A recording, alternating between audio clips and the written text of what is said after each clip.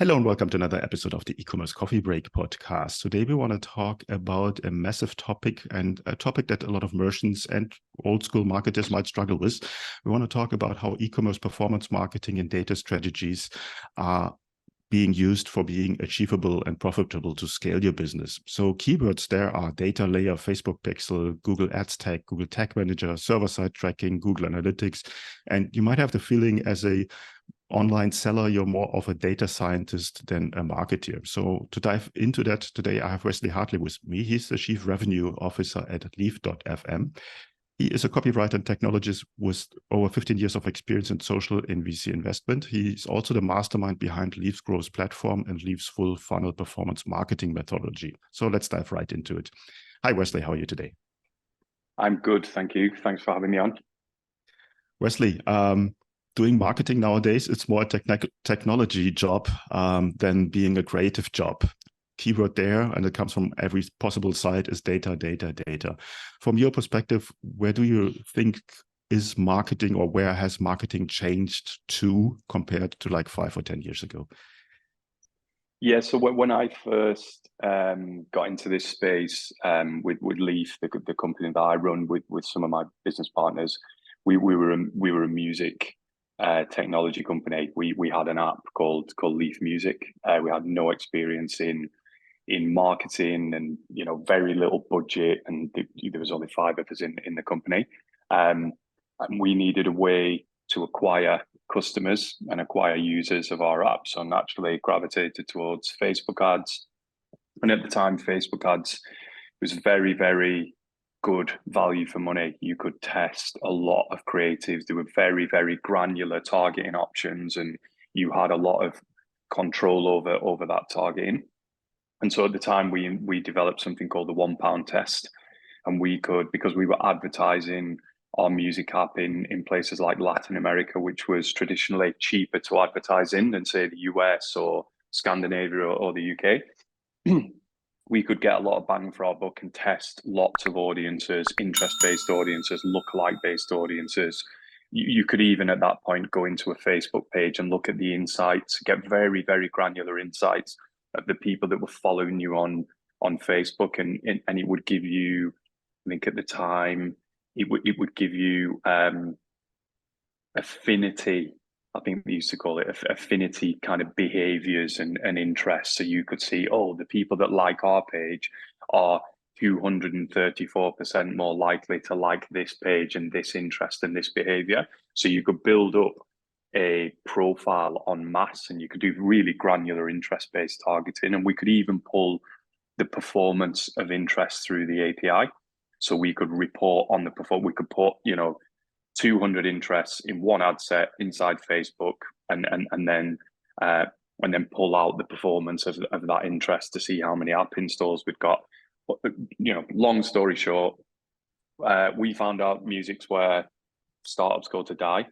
But in doing what we've done with marketing and creating this kind of test and learn at scale, so instead of A/B testing, I would say it was kind of A to triple Z testing. We developed that kind of methodology, and fast forward a few years to now, granular targeting has completely disappeared, and it's going down the plug hole. You've got things like PMax on Google, where you are just giving a handful of signals to the algorithm, and then you've got now Advantage Plus, which is kind of like the PMax for Meta. And again, it's very, very broad. You can basically tell it, these are my existing customers, and you can just tell it how much to spend on your existing customers versus new customers, but there's no real guiding of the target in there. And even when you have an interest-based ad set on Meta, now in most ad accounts that we're seeing, targeting expansion is on by default. So now we've gone from a place where you had a lot of data and you had a lot of control over targeting, to we are well past peak marketing data. We're past the summit, and we're going rapidly down the other side with the rollout of iOS 14, a lot of the Apple privacy restrictions, and and some, stuff around GDPR and some further restrictions being rolled out by the EU and then state by state in the US. So I think you've got to take the algorithm by the hand a little bit more now.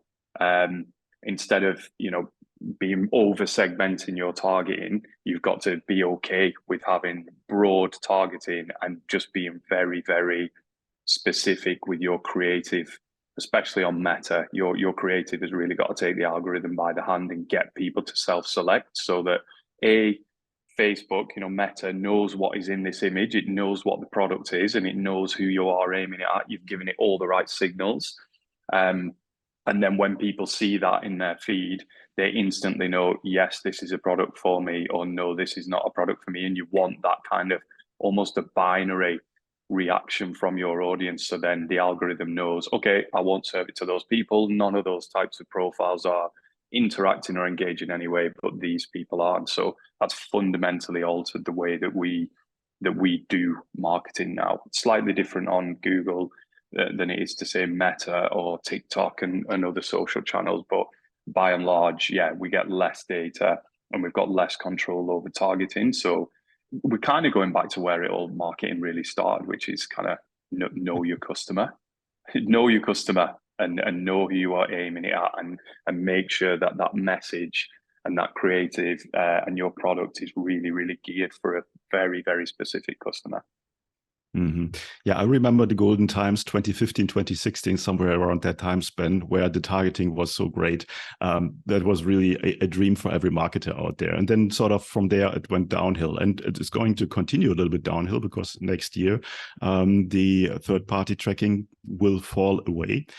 So things will become even more difficult. Now, if you're a marketer right now, you probably you should have a omni-channel, cross-channel marketing strategy so that you're present in every possible channel. Tell me a little bit more on how you would structure a funnel nowadays. Yeah, so it's slightly different on each channel, but by and large, most of the media spend that we're handling is predominantly still spent on Meta and Google.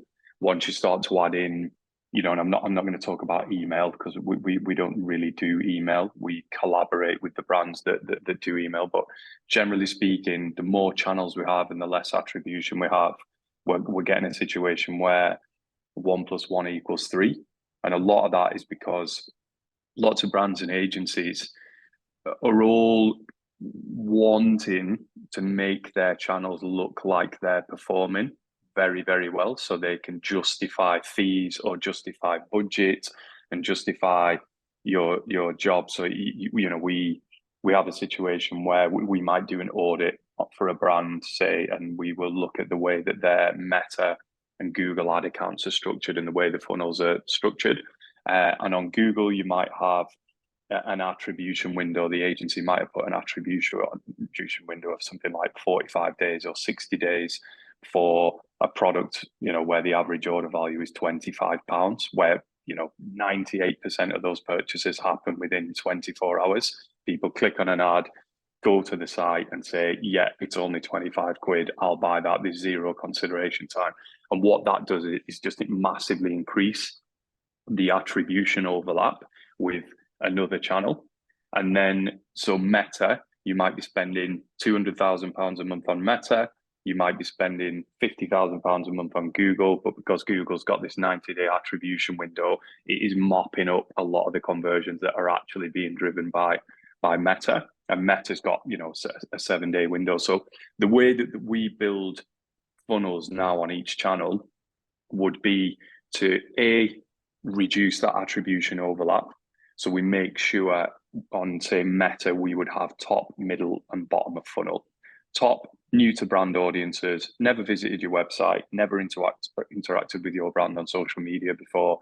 So you're controlling your spend through that exclusion targeting just as much as the inclusion targeting against new to brand audiences. And then you can really control your creatives and your budget against those new to brand audiences. At the middle of funnel, people, can it varies from company to company, but middle of funnel for us would still be new to brand audiences, but they are second touch. They've interacted with the brand in some way.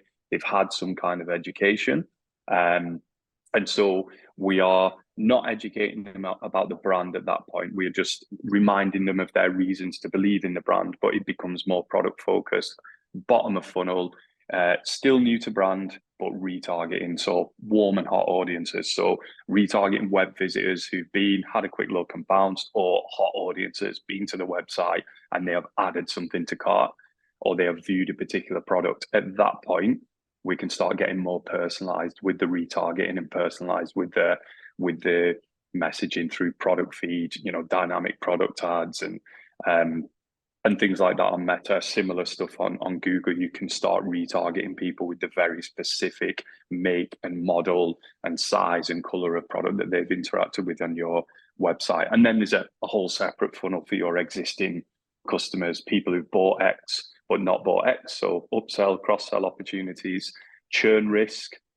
people who haven't purchased for X amount of time and are at risk of churn, or we want to kind of reignite those audiences. And then there might be something for a repeat purchase, a repeat purchase audience, and maximizing a value of an audience, or you might want to retarget your most valuable customers with a very specific loyalty program. So you've kind of got new to brand funnel there, and then you've got your existing customer funnel as well. And it's largely the same, even though Google's search-based intent and it's a different platform to Meta. It's still the same. You've got your generic search-based audiences on Google, so they're not searching for your brand name.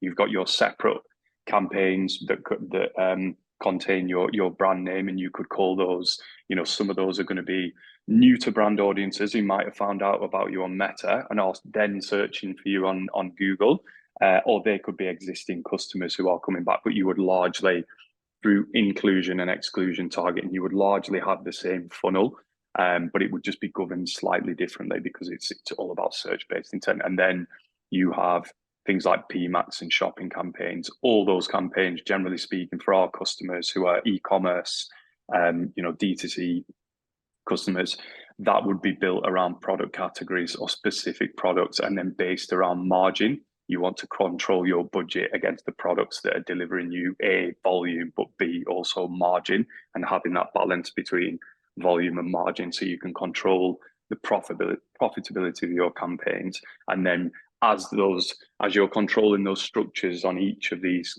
channels, you're minimizing the attribution overlap between the channels. And then you don't really need to worry about attribution unless 1 + 1 = 3. If you are seeing more revenue combined in Meta and Google and email than you are seeing in the till in your first party data on your Shopify store, then you need to worry about attribution overlap. But really, you should have some space, some headroom. So the revenue you're generating from Google on platform and Meta, you should have some headroom there, and there should be some revenue left over that can then be attributed to direct, to organic, and to email. And actually, all that stuff doesn't equal more than you've got in the till. Mm-hmm. Yeah, the numbers normally do not really completely add up when you look in the different reporting tools. Sure. So what kind of KPIs do you use when you go into scaling? So you find your winning campaign, and I think a lot of merchants struggle when they scale because they're looking at the wrong numbers. They start putting more budget in it, and it drops or dies out or whatever. What's your strategy there? What are you looking for? Yeah, I mean, so scaling is, you've got to have good foundations for scaling. You cannot scale budget on an ad account structure that is just not set up to scale.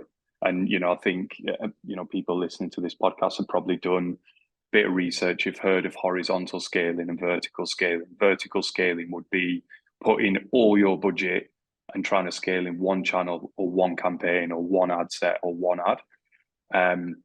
Horizontal scale would be hedging your bets and scaling across channel or across multiple campaigns within the same channel, so that you are not oversaturating the audiences within those campaigns or within that particular channel. Google, for example, you cannot invent more search volume in Google. You can only do that for your brand or do that for an entire category by spending budget in demand generation channels. So if you are, if you're out there and you've got a very, very, very innovative product that is new to market and you are creating a new category, Google is not going to be a good channel for you. You're going to have to bid on search terms in adjacent categories, but those people aren't searching for what you offer, and it'll be very difficult to make that work. So you will, you naturally gravitate to something like social, where you can generate that demand, and you can generate that awareness and generate that demand. And obviously, probably got to have deep pockets for that, or you've got to have something that is affordable, mass market enough, and at a price point that you can easily start getting all those initial kind of early adopter customers. But I think in terms of scaling, the really key metrics we're looking at is profitability. So, I think a lot of kind of newbies, and even some old school chief marketing officers, they will say things to us like, oh, well, what's the cost per click, or what's the click-through rate on this? And it doesn't matter. It really doesn't matter. It's not linear. You don't have cheap cost per click, great click-through rate, great cost per add to cart, and then low cost per purchase and high return on ad spend. It doesn't work like that. Actually, you might be switching your spend from Facebook to Instagram, and then you will get a much more expensive cost per click. I mean, we don't look at cost per click at all, but you might be getting more expensive cost per impression. We do look at cost of advertising, CPMs. You might be getting much more expensive cost per outbound click. You want to look at the clicks, especially on social, that go outbound, and not just the clicks that stay within Meta. You might get a lower click-through rate because it's harder to get. It's more expensive to advertise on Instagram. It's harder to get people to click off it and leave that platform. But and this is just an example. But when they do, they could be worth twice as much as a Meta purchase, and they might be a much higher lifetime value. So it's all these kind of metrics, they're not linear, but ultimately we would look at the profitability of a customer. So cost per purchase, how much is it costing you to acquire that purchase, that customer, or drive that order? What are your margins? So how much headroom have you got to play with? TACOS is a big thing. Is a big thing now. I think Amazon, that phraseology is kind of leaked from Amazon into other parts of the ecosystem. So which is your advertising spend as a percentage of your total net sales, or total sales, or gross sales, however you want to do it. And then you can understand your margins and how much headroom you've got to play with. If you can only spend 15% of your net sales on marketing spend, then you need to be hitting a very specific cost per purchase or a return on ad spend. And if you can maintain that as you're scaling and keep your eye on that, then that's how you maintain that profitability. That doesn't take into account, that's a backwards looking metric. That doesn't take into account lifetime value. So actually, you might be losing money on the first purchase, but because of repeat order rates, because of your lifetime value, you might be able to make your profit back on that customer within 60 days. And as a business, you might be able to manage that cash flow situation over 60 days. It might be, for some businesses, shorter than that, 30 days. It could be much, much longer. It could be, some well-funded businesses could manage that on a, I'm thinking of Farfetch, that apparently did this on a 10-year basis. We've got 10 years to profitability, and they were able to spend hundreds of millions acquiring customers. That probably sounds like an urban myth, but it's a very extreme example. So yeah, we're looking at profitability and what that means from a real-time, backwards-looking, real-time, but also a forwards-looking point of view as well from customer lifetime value. Okay, very, very solid insights there. I think a lot of merchants, listeners to the show can relate to that, and that gives them a bit of a direction where to dive into in their data. Now, at Leaf.fm, you definitely say you're not an agency, you're a tech company. So give me a bit of an overview, what you do, where you differentiate, and who's your perfect customer. So yeah, leaf.fm. I wish I could kill that domain. That's a hangover from the music when we were a music company. But yeah, we've always been a product company. We built a music app that was it was the top streaming app in Latin America, one of the top 10 in the world. We built, alluded to it before, we built some marketing technology, really raw scripts that would enable us to upload lots of creative combinations of images, static images, and messaging, and then mine lots of different interest audiences, smash them all together in a kind of particle accelerator, and then move the budget around the best performing ones. This was before campaign budget optimization in Meta. So we'd already developed some marketing technology internally to help us do what we do at scale, because we had no experience. We approached marketing as an engineering problem for us and a data problem to solve. And fast forward, we became an agency by default. Once we'd had real success with Leaf Music, lots of brands started reaching out. I think one of the first brands we dealt with was Foot Asylum, which is huge national and international brand, which was fairly scary at the time. But we went in, showed them how to launch meta campaigns, how we structured our campaigns, and then how we used our technology to report on the performance of those campaigns. So we and then they licensed our technology for a couple of years after that. We were pretty immature at the time. We didn't have the commercial setup to go out and get a bunch of other Foot Asylums. We kind of didn't know what to do with this, with this kind of brand that we had at the time. But we learned a lot, and we learned a lot about what kind of omni-channel marketing looks like at scale, performance at scale for a huge company like that, and what kind of metrics and reporting challenges they had. And so we have got our own data warehousing facility with data unification. Obviously, different platforms call things different things. So Shopify might call it an order. Google Analytics calls it a transaction, and Facebook calls it a purchase. We've got to unify all that data. So we built a schema that works with Shopify or WordPress or Facebook or Google, and it can just unify all that data.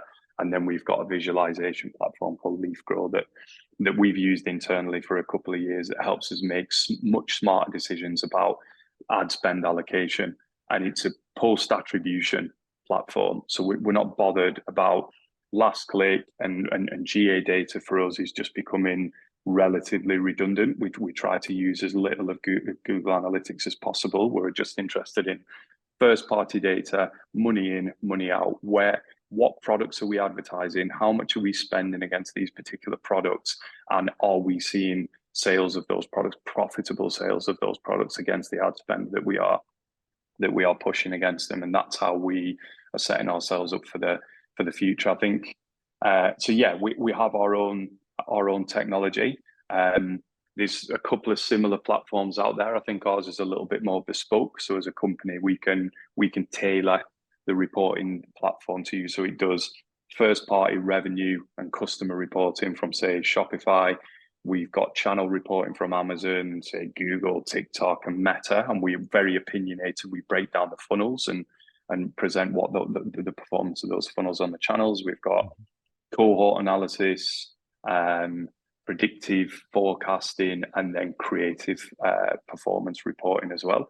I think one of the big USPs for us as in inverted commas, an agency, is that we do all the conversion tracking, and we've got our own technology for doing all the conversion tracking. So if you cannot control the signal and you cannot control conversion tracking, you don't have a good handle on that. We haven't met another performance agency that knows how to do this. They just click a button in Shopify and turn on server-side tracking and turn on conversion tracking.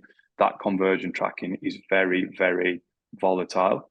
It will be double counting purchases just because you've added an app to your checkout. It will be triple counting add to carts. It will be not passing the right product parameters so that you can't do personalized retargeting. And most agencies, performance agencies, have no clue how to do this, because in order to be able to do this stuff, you need software engineers who are processing engineering, specialists. So you don't want to get web developers to do conversion tracking. That would be like getting a plumber to do your electrics in your house. And yeah, they're handy, right? And they could probably give it a go, but chances are your electrics are going to blow at some point. And so we handle all that signal stuff right at the start. And we've got some technology called Connect that does proper server-side tracking through a data layer. A data layer means that you are triggering events from a data layer instead of off the UI of your website, which is very, very volatile. And a web developer can completely remove all your tracking of your key events on a simple UI update. And we are just making a more robust solution that gives you more abundant data. It's more privacy secure, it's more stable, which means you've got less interruptions and you've got more efficiency. That signal is much more efficient going to the ad accounts. We think billions of dollars a year are wasted in just poor signal and poor connection between your store and the advertising platforms. Okay. Give me a quick overview of the onboarding process for new clients and about your pricing structure. How does that work? So yeah, our onboarding is a lot of it is automated. So we developed, and it sounds almost passé now, but we developed a little AI years ago actually. So we would put your email address and your company name in there, and then it would automatically create all the shared folders that we need in our platform so that you can drop your assets into it. It would have an onboarding guide that emails all the people in the client's organization. It would automatically create the client profile in our Leaf Grow platform, and all that stuff, all that data engineering stuff took us ages to do. But so that's largely automated. Once we have a customer, they've signed off and we're onboarding them, and there's generally a kickoff call. Relationships are really important. We want to know pet peeves, things that they really loved about their previous agency or internal team, what they really liked and what they really hated. And that's been a bit of a game changer. And then, a kickoff call with everybody to introduce them. And then we have separate calls with all the various teams that are going to be working with the client. So when we work with a client, we don't have one account manager, because if we're managing all your data or your conversion tracking, we've got to have our data services team plugged into your e-com or your web development team. We need our performance team plugged into your e-com and your internal brand and marketing teams. We've got our creative studio that, again, are going to be plugged in to your brand, e-com and marketing teams. And then we might have our web development. We might be building and maintaining your Shopify store. And again, they will be plugged in. So there could be a team of 16 people from Leaf working with your company on a daily basis. So we have Slack channels set up for each of those teams, and each of those teams have a point of contact. So you might be dealing with just 4 people from each of those teams, but they've got an entire set of teams behind them to keep it kind of streamlined for the client. But we're very, very hands-on, and I think what we've noticed from clients over the years is that they really want an opinion. They want somebody to have an opinion, and they want somebody to tell them what they should do. And they want to have the confidence in a company that can say, yeah, you deal with hundreds of brands, you've seen this stuff all the time. What do you think we should do in terms of discount strategy or channel? Where should we put our spend? What do you think we should do with our website? Really, we end up, being a really core part of how they run their business. No, makes perfect sense. And it has become incredibly difficult to get all these bits and pieces together to work. And if you're a small or medium enterprise, it might be just too much for you. Before we come to the end of the coffee break today, what is one final thought that you want to leave our listeners with? I think, my overriding advice to everybody in the industry is data strategy, having that data warehoused, unified and presented.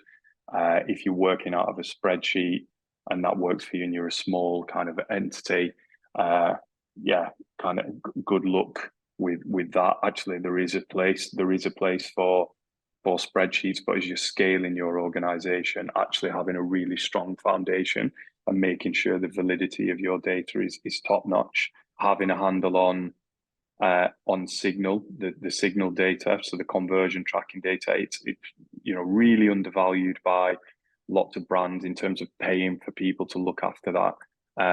But also, I think it's really underserved by the industry in general, especially the agency industry. They just don't know what they're doing.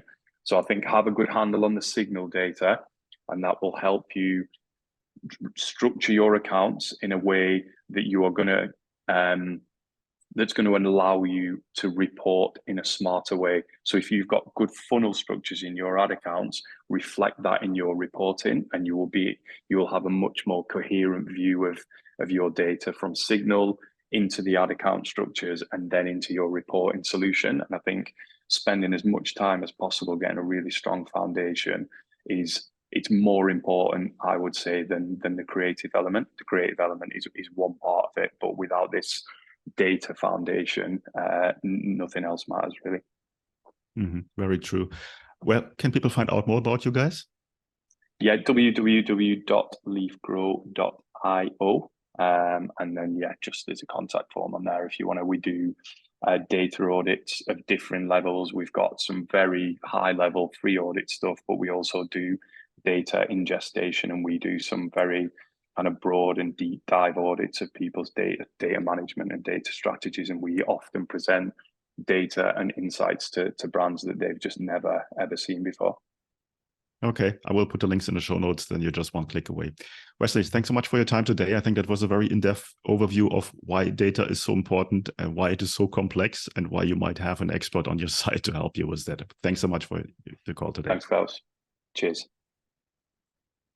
Hey, Klaus here. Thank you for tuning in to another episode. Before we wrap things up, I've got a couple of important points to share. Firstly, if you have enjoyed today's episode and want to support the show, here's a simple way to do it. Help me out with that algorithm magic by liking, commenting, and subscribing on your favorite podcast app. And if you're feeling extra generous, leaving a rating would be great. Your support helps me bringing more impactful guests on the show, and it makes it easier for others to discover the podcast. Secondly, I want to talk about to all your business owners out there. Here's a question. Are you tired of juggling everything in your business while struggling with your marketing tasks? Fed up with hit and miss experiences of hiring freelancers or agencies that don't quite get your vision? But perhaps you're not ready to commit to a full-time in-house marketer just yet. Well, I've got a solution for you. Introducing our fractional marketing team. My team and I provide top-notch experienced marketing professionals to become an extension of your business. Not only will they save you up to 50% on cost compared to traditional hires, but they also take care of all this time-consuming, repetitive and complex marketing tasks that have been holding you back. And this way, you can concentrate on what truly matters, the core of your business. To learn more about how we can help you to scale up your online sales with a fractional team member, head over to our website, smart-ecommerce-marketing.com, or reach out to me directly and I'll get you the details. You will find the links in the show notes. Thanks for being a part of our podcast community, and remember, your support means the world to me. Until next time, see you then.